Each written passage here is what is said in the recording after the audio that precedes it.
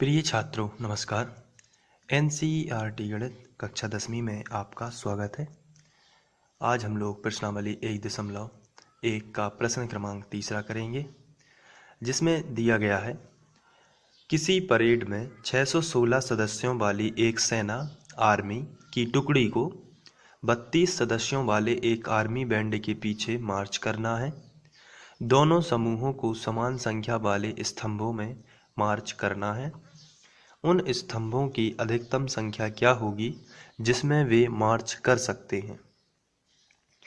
तो स्तंभों की अधिकतम संख्या जो है वो 616 और 32 का एचसीएफ होगा, क्योंकि इसमें शब्द आया है अधिकतम, और अधिकतम से आपको याद रखना है एचसीएफ जो होता है उसका मतलब होता है हाईएस्ट कॉमन फैक्टर, और जिसमें हाईएस्ट का मतलब भी होता है अधिकतम। तो यहाँ से आप इसको कर सकते हैं, इसको आप यहाँ पर देख सकते हैं। हमें अधिकतम स्तंभों की संख्या ज्ञात करनी है और इसलिए हमें एचसीएफ ज्ञात करना होगा। अब हमें एचसीएफ क्यों ज्ञात करना होगा? क्योंकि एचसीएफ में एच का मतलब होता है हाईएस्ट, और जो हाईएस्ट है इसका मीनिंग ही होता है अधिकतम। तो जब भी हमें अधिकतम ज्ञात करना हो तो हम एचसीएफ निकालेंगे, और एचसीएफ हमें निकालने की विधि पता है। हम लोगों ने यूक्लिड विभाजन प्रमेय का और यूक्लिड विभाजन एल्गोरिथम को स्टडी किया हुआ है। तो इस तरीके से आप 616 और 32 के जो है एचसीएफ निकालेंगे और वही अधिकतम संख्या होगी। तो हम इस तरीके से इसमें लिखेंगे, इसको हम सॉल्व करना शुरू करते हैं। स्तंभों की अधिकतम संख्या जो है वो 616 और 32 का एचसीएफ होगा। तो आइए हम 616 और 32 का एचसीएफ निकाल लेते हैं। तो एचसीएफ निकालने की विधि में सबसे पहले हम दोनों संख्याओं को ध्यान से देखते हैं और इसमें बड़ी संख्या कौन सी है देख लेते हैं। तो बड़ी संख्या 616 है और छोटी संख्या 32 है। तो हम इस तरीके से इसको लिखेंगे, 616 बड़ी है और 32 छोटी है। तो इसमें हम रफ का इस्तेमाल भी करेंगे और रफ में हम इसका भाग देंगे। तो यहाँ पर 616 और 32 में 616 जो है बड़ी है, तो हम यहाँ पर इसका भाग देंगे। 616 और 32 से भाग दिया जाएगा। अब यहाँ पर देखते हैं कि कितने बार जाएगा, तो 32 एकम 32 ही हो जाएगा। अब यहाँ पर जो बचेगा 29 बचा। इसके बाद ये जो 6 है इसको हम यहाँ पर लिख देते हैं, एक बार फिर से जाएगा। तो 32 का लगभग 9 बार जाएगा। 9 दूनी 18, 18 की 8, हासिल आई 1, 9 तिया 27 और 1 28। ये इस तरीके से। अब यहाँ पर हम देख लेते हैं कि यहाँ पर बचा कितना। तो यहाँ पर बच जाएगा 8, और इसके बाद ये पहली प्रोसेस हो जाती है। इसे हम यूक्लिड विभाजन प्रमेय का कहते हैं। तो हमें हेडिंग डालनी होगी। इसके बाद हम रफ का बाद में लिखेंगे, यूक्लिड विभाजन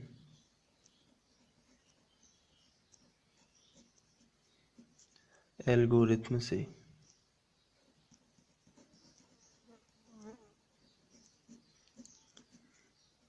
और इसमें जो हमने भाग दिया है, तो ये इतनी प्रोसेस जो हम लगाएंगे उसे प्रमेयिका कहते हैं, लेकिन प्रमेयिका के क्रमबद्ध चरण को हम एल्गोरिथम बोलते हैं। तो यहाँ पर जो बीच में संख्या लिखी हुई है उसको सबसे पहले आप लिखोगे यहाँ पर 616, और इसके बाद जो भाजक है उसका गुणा भागफल में करोगे। तो ये आएगा 32 गुणा 19 और प्लस कर दोगे शेषफल। प्लस में आपको ध्यान रखना है शेषफल। ये यूक्लिड की जो है प्रमेयिका है, और यहाँ पर तब तक भाग देते जाना है जब तक कि शेषफल 0 ना आ जाए। यहाँ शेषफल 0 नहीं आया है तो हम यहाँ पर लिखेंगे शेषफल जो है वो बराबर नहीं है 0 के। तो शेषफल बराबर नहीं है 0, और जब शेषफल बराबर नहीं है 0 तो आप इसको पुनः एक बार फिर से भाग देंगे, और ये जो है इसे बोलते हैं प्रमेयिका। इसको हम फर्स्ट स्टेप नाम भी दे सकते हैं, पहला चरण भी बोलते हैं इसको। तो ये पहला नंबर। अभी HCF नहीं आया है, जब तक शेषफल नहीं आएगा 0 तब तक हम इसको भाग देते रहेंगे। अब दूसरी प्रोसेस में किस तरीके से भाग देना है वो भी देख लेते हैं। जो हमारा शेषफल आया है इसको हम भाजक बनाएंगे, और जो पूर्व भाजक था जैसे यहाँ पर 32 था तो उसको हम बनाएंगे भाज्य। तो इस तरीके से आप इसको बना सकते हैं, मतलब जो पहले भाजक था उसको अब आप भाज्य बनाओगे और जो शेषफल है उसको भाजक। अब यहाँ पर आप भाग दे दोगे तो 8 चौके 32, तो यहाँ पर 4 बार चला जाता है और शेषफल आप देख रहे हैं कि 0 आया है, क्योंकि 32 में से 32 जाएगा तो 0 ही आएगा, यहाँ माइनस होता है।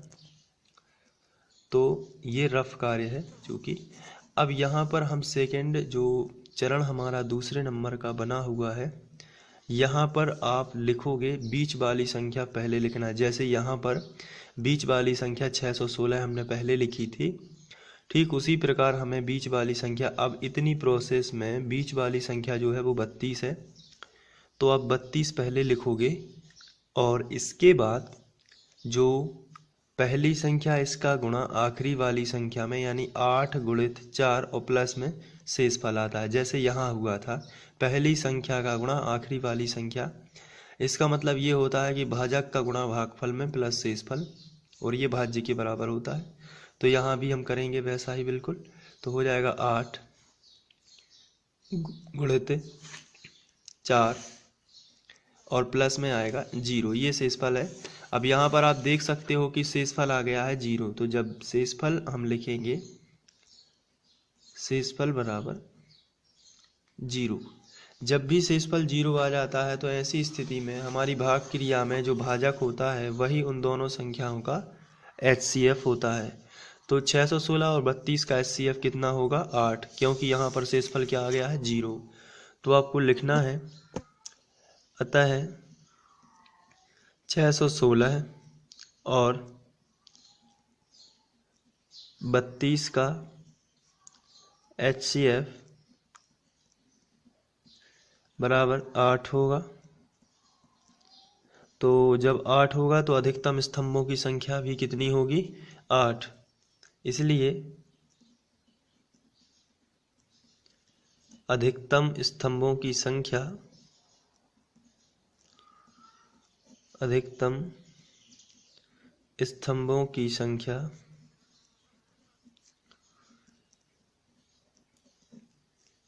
आठ होगी।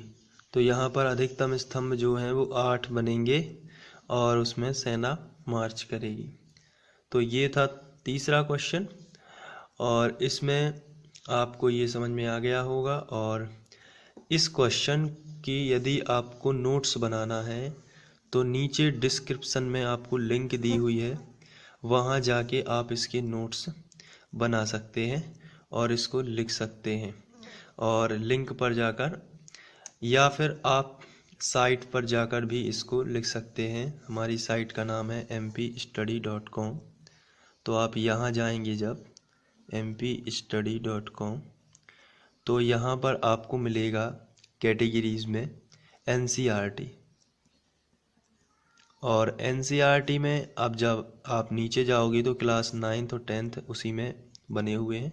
तो आप वहाँ से नोट्स बना सकते हैं और अच्छे से कॉपी कर सकते हैं नोट्स को और अपने लिए अच्छी तैयारी कर सकते हैं। Thank you. इसके बाद प्रश्नावली 1.1 में ही प्रश्न क्रमांक 4 हम लोग करेंगे, जिसमें दिया गया है यूक्लिड विभाजन प्रमेयिका का प्रयोग करके दर्शाइए कि किसी धनात्मक पूर्णांक का वर्ग किसी पूर्णांक m के लिए 3m या 3m+1 के रूप का होता है। तो इसके लिए हमें सबसे पहले यूक्लिड विभाजन प्रमेयिका का प्रयोग करना है। इसमें दिया गया है धनात्मक पूर्णांक, तो हम लोग इसको थोड़ा रफ में समझ लेते हैं। माना कोई धनात्मक पूर्णांक है a, इसको हम भाजक 3 मानते हैं क्योंकि हमें 3m या 3m+1 के रूप में दिया गया है, तो हम यहाँ पर भाजक लेंगे 3। अगर यहाँ पर हमें 4m या 4m+1 का होता तो हम यहाँ पर लेते 4। अगर 5m या 5m+1 का रूप का होता तो आप यहाँ पर 5 लिखते। और यदि हम इसको भाग देते हैं और कोई शेषफल आता है r और कोई भागफल आ जाता है q। तो कोई भागफल q और शेषफल क्या होता है r। तो यहाँ पर जब हम यूक्लिड विभाजन प्रमेय का लगाएंगे तो a का मान किसके बराबर होगा, तो a बराबर होगा भाजक गुणित भागफल प्लस शेषफल, यानी पहली संख्या का गुणा आखिरी संख्या में और प्लस क्या हो जाएगा शेषफल। तो ये कहलाता है यूक्लिड विभाजन प्रमेय का। तो इसको हम इस तरीके से भी गुणा का चिन्ह हटा के 3q प्लस r के रूप में भी लिख सकते हैं। तो यहाँ पर हमने जो a है इसको क्या माना है, धनात्मक पूर्णांक। तो हम लिखेंगे माना a कोई धनात्मक पूर्णांक है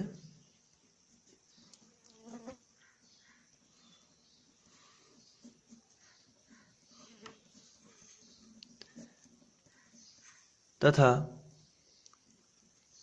जो q है ये क्या है, भागफल।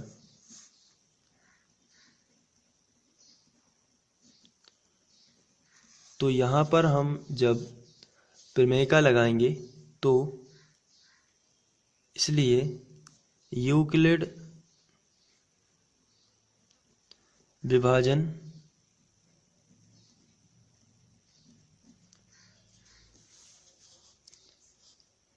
प्रमेय का से a का मान आएगा a बराबर 3q प्लस r। अभी हम लोगों ने देखा हुआ है यहाँ से 3q प्लस r, ये रहेगा a का मान, जहाँ हम लोग जानते हैं कि r शेषफल है। अब इतना तो आप सबसे पहले कर लेंगे यहाँ से। इसके बाद यहाँ पर आपको देखना है कि भाजक कितना है, तो आंसर भाजक है 3। तो शेषफल क्या क्या हो सकता है, शेषफल 3 से छोटा यानी कि भाजक से हमेशा छोटा ही रहता है। या तो शेषफल 0 हो सकता है, या फिर शेषफल 1 हो सकता है, या फिर 2 हो सकता है। तो शेषफल 3 हो सकते हैं, 0, 1 या 2। तो हम लोग इसको स्थिति में बना के यदि हम स्थिति 1 लें और स्थिति 1 में यदि r बराबर 0 हो,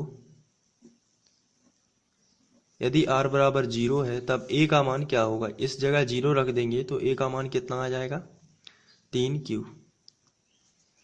अब चूंकि हमें क्वेश्चन में दिया गया है, अगर हम क्वेश्चन को ध्यान से देखें तो क्वेश्चन में दिया गया हमें धनात्मक पूर्णांक का वर्ग निकालना है, तो हमें हर बार वर्ग ही करना है a का।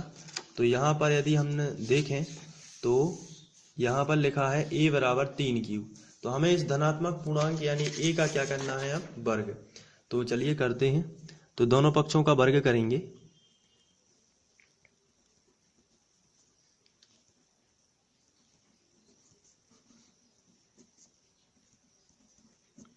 तो यहाँ पर हो जाएगा a का वर्ग, यहाँ पर हो जाएगा 3q का वर्ग। a का वर्ग एक ही होगा, a वर्ग ही होगा, और 3q का वर्ग हो जाएगा 9q वर्ग, क्योंकि 3q गुणित 3q 2 बार होगा इसलिए आ जाएगा 9q वर्ग। तो इतना आप कर लोगे सबसे पहले। तो इसके बाद हम लोग 9q को लिख सकते हैं a वर्ग बराबर 3 गुणित 3, 9 को हम लिख सकते हैं 3 गुणित 3 और q वर्ग ज्यों का त्यों। तो यहाँ पर हम a वर्ग बराबर 3, इसको हम m मान लेते हैं इतने को, तो हो जाएगा 3m, जहाँ m बराबर हमने माना है 3q वर्ग। ये तो थी स्थिति 1। अब हम लोग स्थिति 2 ले लेते हैं। स्थिति 2, स्थिति 2 में इस बार हमने r बराबर 1 लेना है, क्योंकि हम r बराबर 0 ले चुके हैं। तो r बराबर 1 और फिर इसके बाद r बराबर 2, क्योंकि शेषफल 3 ही आ सकते हैं भाजक यदि 3 हो, 0, 1 या 2। तो 1 हो चुका है, अब हम लोग r बराबर लेंगे 1 हो। तो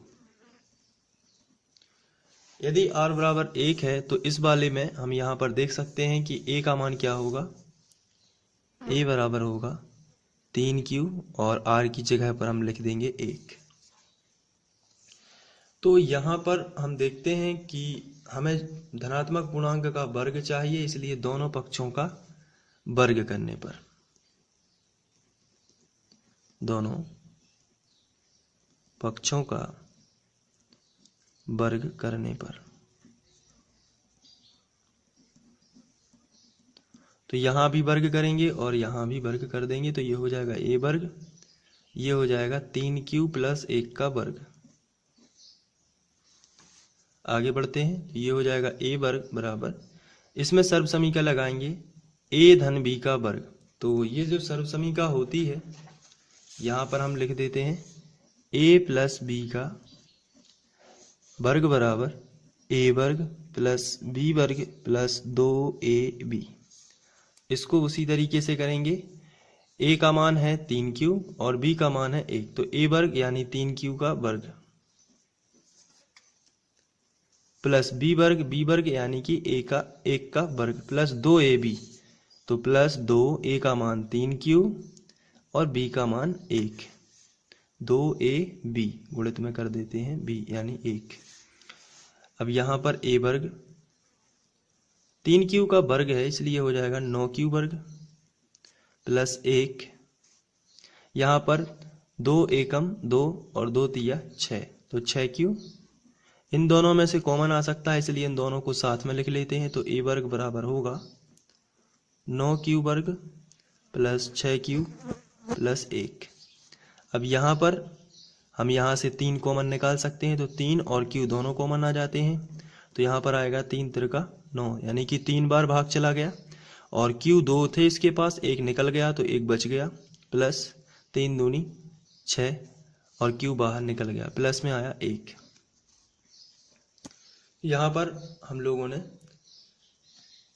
कॉमन निकाला है। अब आगे बढ़ते हैं, तो a वर्ग बराबर, यहाँ से हम 3 और इतने को हम m मान लेते हैं, तो 3m प्लस 1, ये आ गया 3m प्लस 1 के रूप का, जहाँ m का मान क्या होगा, m बराबर होगा q 3q प्लस 2, ये m का मान। इसके बाद हम लोग स्थिति नंबर 3 लगाएंगे। स्थिति 3, और इसमें हमें r बराबर अब 2 मानना है। r बराबर 2 हो तो a का जो मान आएगा वो आएगा 3q प्लस 2। अब यहाँ पर चूंकि हमें वर्ग चाहिए, इसलिए हम a का कर देंगे वर्ग, तो दोनों पक्षों का वर्ग करने पर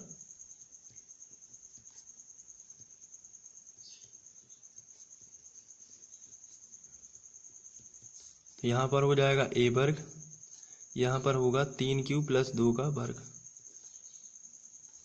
तो a वर्ग बराबर, यहाँ पर हो जाएगा a धन b का होल वर्ग एक बार फिर से, तो a वर्ग यानी 9q वर्ग, b वर्ग यानी 4 प्लस 2ab, तो ये हो जाएगा 12q।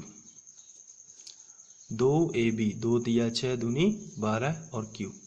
अब यहाँ पर इन दोनों में से कॉमन आता है तो पास में लिख लेते हैं, तो a वर्ग बराबर आएगा 9q वर्ग, इसको पास में लिखेंगे 12q, और इसको हम 4 को लिख सकते हैं 3 प्लस 1, यहाँ कर देते हैं आगे। तो a वर्ग बराबर आएगा, यहाँ से 3 3 3 कॉमन है, यहाँ 3 अगली 3 संख्याओं में, तो 3 कॉमन निकालेंगे तो आएगा 3 त्रिका 9 और q स्क्वायर प्लस 3 चौके 12 यानी कि 4q प्लस 3 एकम 3 और प्लस 1 पहले से ही था, तो हम यहाँ पर लिखेंगे प्लस 1। तो कॉमन निकालने के बाद हम देखते हैं यहाँ पर a स्क्वायर बराबर 3 और इतना सब जो है वो m है, 3m प्लस 1, ये भी 3m प्लस 1 का रूप का ही है। तो जहाँ m बराबर होगा 3q square plus 4q plus 1, तो इस तरीके से ये क्वेश्चन सॉल्व हो जाएगा। Thank you.